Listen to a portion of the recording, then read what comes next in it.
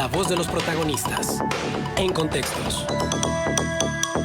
Hoy para nosotros siempre es un placer poder tener en estos micrófonos de Contextos a Héctor Gil Müller, académico, analista político, y le hemos pedido que nos acompañe para hablar del informe de la Comisión Económica para América Latina y el Caribe, la CEPAL. Desgraciadamente, cuando uno revisa este informe, no es que las cifras sean muy alentadoras, todo lo contrario, nos mueven a que las acciones y reacciones de cada uno de los gobiernos tienen que ser inmediatas, rápidas, porque no se puede dejar en el abandono a una población que ha quedado en el abandono, precisamente. Gracias por estar con nosotros, Héctor. Es un gusto, un placer. Manuel Cerrato, Marcela Paman, les saludamos con muchísimo gusto. Mi estimada Marcela, Manuel, muchísimas gracias por la invitación y al contrario, para mí es un privilegio. Lamentablemente, hablando de estos temas tan desafiantes y que quisiéramos que no toquen a nuestro país, pero lo cierto es que es una realidad y estar al pendiente del desarrollo y llevar a otros es una cuestión de extrema necesidad. Como bien decía el Quijote, componer el mundo no es ni locura ni utopía, es justicia. Exacto. Y llevar a otros al desarrollo es un acto de justicia. Uh-huh.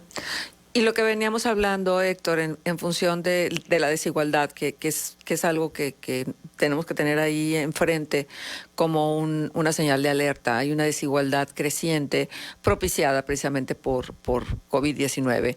Pero si nosotros estamos en estos términos de desigualdad en los entornos urbanos, yo no quiero imaginar cómo están las comunidades indígenas, que la verdad de las cosas es que en América Latina todavía concentra una cantidad muy importante en número, pero sobre todo en arraigo.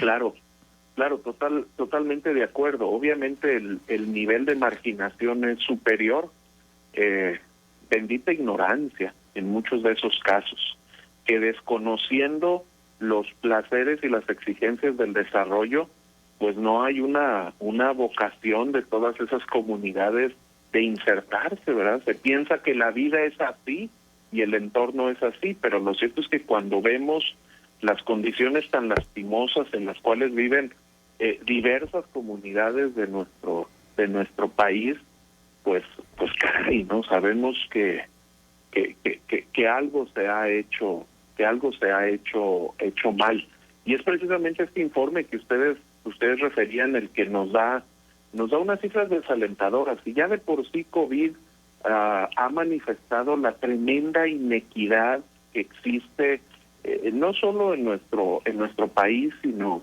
en el mundo, como al parecer la medicina y la salud no corren para la raza humana, sino corren motivados por otros estímulos económicos.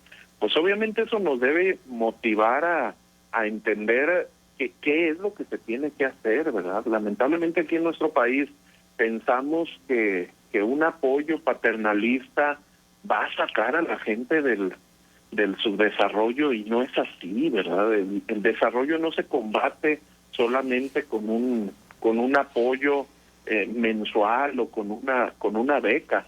Se combate con la creación y construcción de fuentes de empleo, de una economía circulante que permita que ellos puedan arribar a nuevos recursos, y que también al salir de una condición tan marginada en la que se encuentren, modifiquen su entorno y modifiquen su ecosistema para producir aún más, ¿verdad? Y poder enriquecer más. Esto no es casual. Hace décadas se pensaba que la sola inversión en el capitalismo nos iba a permitir asegurar un desarrollo para todos, un desarrollo sostenible. Ya hemos visto que no pasa así, y que al contrario, los ricos se han alejado de los pobres, por reducirnos solamente a dos clases. El desarrollo se ha alejado del subdesarrollo y se han cortado esas aspiraciones de alguien por poder escalar. Y ahí es donde tenemos que ser creativos y promover nuevas oportunidades de desarrollo. Uh-huh. Y parece que con este triste reporte que entrega hoy la CEPAL, pues no se está no se está reflejando así.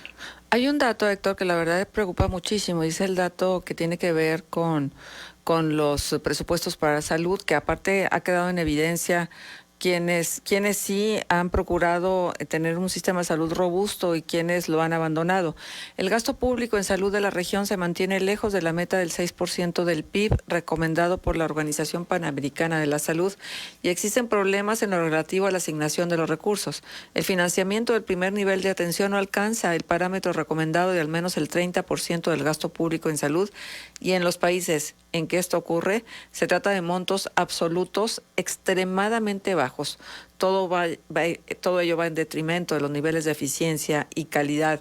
Esto que bueno, no era muy difícil de llegar al diagnóstico porque lo que se ve no se pregunta.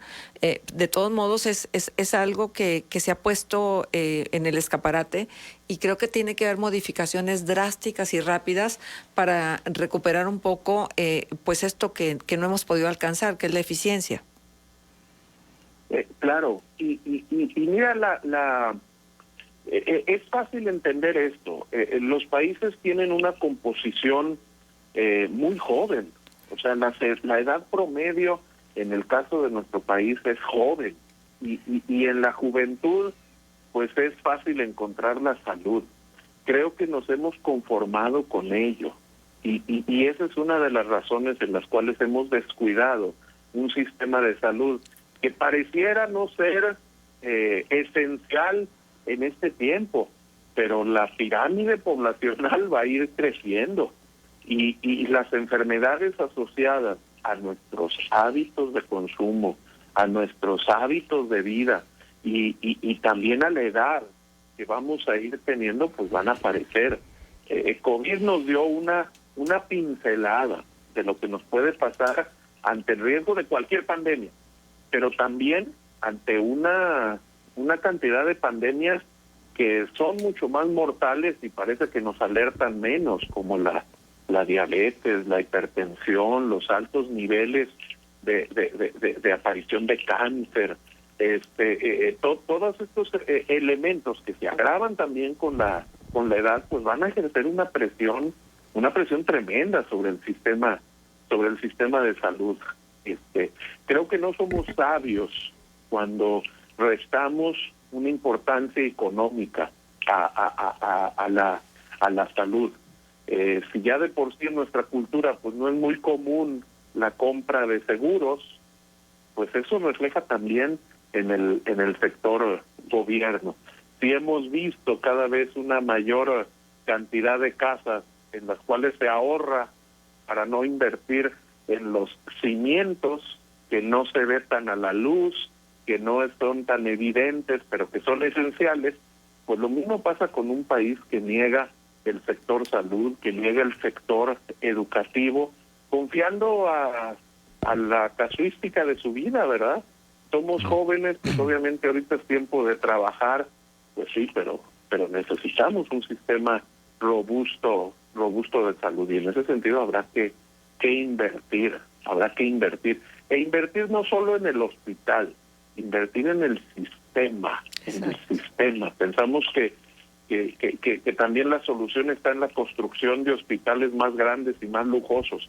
No, necesitamos invertir en todo el sistema, en los profesionales de la salud, en las escuelas de la salud, en los mecanismos que se tiene para intervenir, en la producción y soberanía de nuestros propios medicamentos.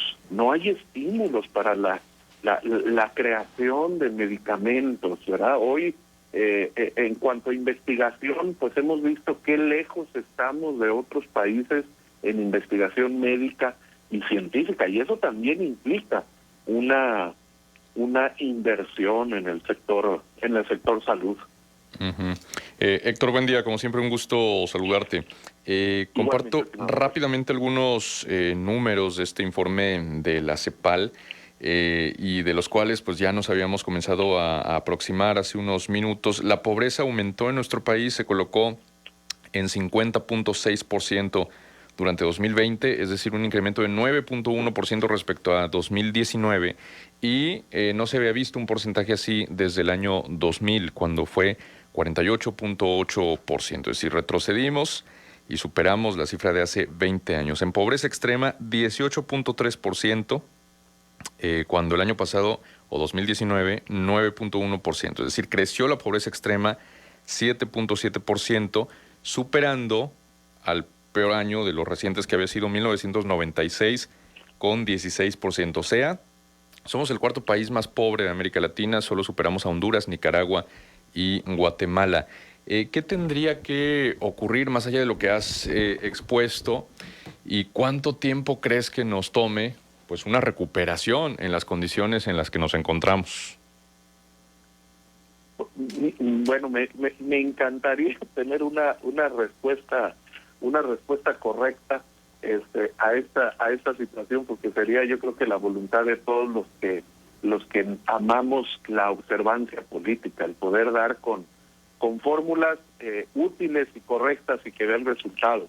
Pero a mí me parece que la ruta es clara. Primero necesitamos reconocer un problema. No podemos solucionar nada sin antes no es la conciencia y el reconocimiento que ese problema se padece. Mientras no nos demos cuenta y aceptemos eso, no sus porqués, porque el porqué sería muy sencillo, podemos echarle la culpa hasta a Hernán Cortés y todo lo que hubo en medio, sino reconociendo que se tiene un problema y analizando las consecuencias tan funestas de ese problema. Segundo, está muy claro que el desarrollo, hoy estamos no en un esquema de manufactura, estamos en un esquema de mentefactura. Tenemos que ser creativos en la construcción y en la innovación. Nos encontramos en una carrera por el desarrollo de las competencias propias de las personas. Y en nuestro país hay una riqueza tremenda en su población, que necesitan tener acceso a las herramientas para producir, para poder construir otras cosas, para poder unirse, para tener una vocación de poder salvaguardar. Si volviéramos a tener la misma pasión que se tuvo en las elecciones pasadas por la esperanza, por el rescate de nuestra nación, creo que otro gallo nos cantara. Necesitamos reconocer el problema y poner manos a la obra, no buscando sus culpables, sino simplemente haciendo esto. Obviamente la recuperación pues va a ser lenta. La recuperación es lenta y falta todavía responder a los estragos sociales cuando esta pandemia se levante. Muchos indicadores se encuentran todavía ocultos durante el lapso de la pandemia. Pero cuando la pandemia se levante, cuando se vuelva una reincorporación total del trabajo, cuando nuevamente empiecen a acabarse algunos estímulos que no han sido gubernamentales, sino que han sido particulares, y cuando se cambie eso, pues obviamente nos vamos a enfrentar a una realidad de verdaderamente ya conocer el diagnóstico real, ¿verdad? La situación actual, y ahí volver a reconstruir ese tejido. Con la pobreza viene una serie de malestares propios y que se ha identificado aliados con ellos. Una creciente inseguridad derivado de que en la formalidad no se pueda sobrevivir. Una creciente depresión y angustia emocional derivado de que no hay acceso a lo que creo que por naturaleza me pertenece. Y en ese sentido esos malestares nos van a seguir haciendo puntero en muchos aspectos, con una inseguridad creciente, con una serie de problemas sociales y de malestares sociales.